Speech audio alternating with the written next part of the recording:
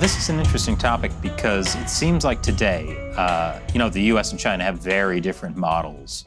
And it seems like those two systems are competing for dominance in the world.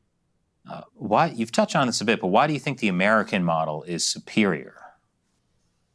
Well, American model is superior because is built upon some of the incredible founding creeds. One of which is that obviously all men are created equal.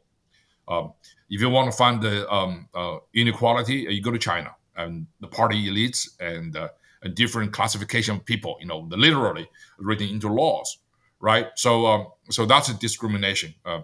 And American democracy is good because also it's uncensored.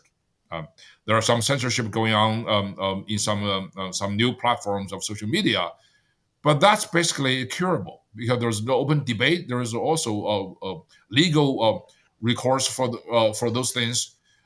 China is totally different. China is a country of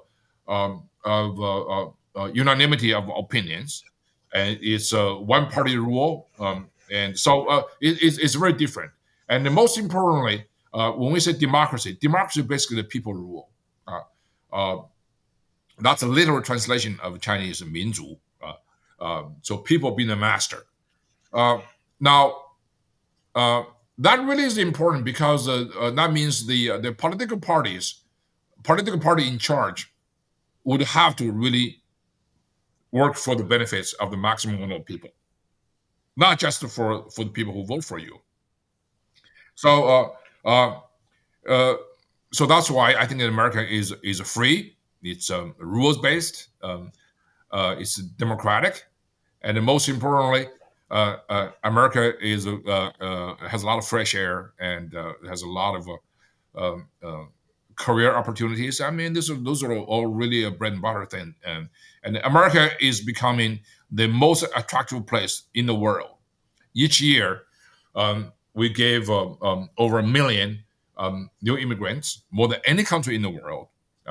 Each year, this nation's biggest problem is how to legally and morally manage the huge demand of people from all parts of the world who want to come to the United States.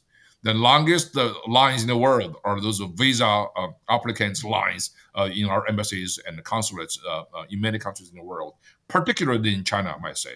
So this is one reason why America is good. And most importantly, America is also a force for good globally. Without Americans' commitment to global security, the world would have been very different. I mean, I think that China should be thankful to the United States too, because it is the United States military that provide global security and including some of the key sea lines of communication that enable free trade to prosper.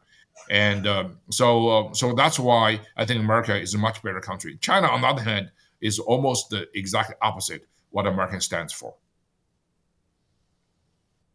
As many people want to get into the United States, there's equally as many people inside China, including Hong Kong, who want to get out of China and find that very difficult to do. Yeah, I mean, the Chinese Communist Party is innate instinct is to control. That include people's freedom of movement. So they were, if you look at some of the most inhumane, most rigid policies enacted by the Chinese Communist Party over the decades, is always about household registration, 户口, dossier system, 档案, right, and also work unit system, 单位. So those basically will pin one individual down on one particular spot of the locale. You cannot move anything. So freedom of movement is very, very important for China. And when you want to immigrate abroad, China basically, instinctively think that as some kind of a rejection of China, their motherland. So they have a very strong exit control, for example. In normal countries in the world, you have a passport, which every citizen is entitled to have. You're free to travel, right? All you need is basically to get the travel visa permit from the countries of destination. In many cases, if you are free and democratic, transparent, economically self-reliant, and you have basically visa-free travel advantages. So China does not have that. I mean, to get out of China is very difficult. To get out of China is almost as difficult as trying to get in China. So in many cases, and I think China wants to control its population also for a political purpose too. All communist regimes want to believe it's a paradise of the people. So when you have a mass exodus, that reflects very badly on the regime. So they try to prevent that kind of human wave of escape. This happened. This is the nature of the Berlin Wall. This is why Berlin Wall was erected in 1961, because the large number of people living under communism in East Germany were trying to get out of the repressive regime and went to freedom in West Berlin. So that's why wall has to be erected.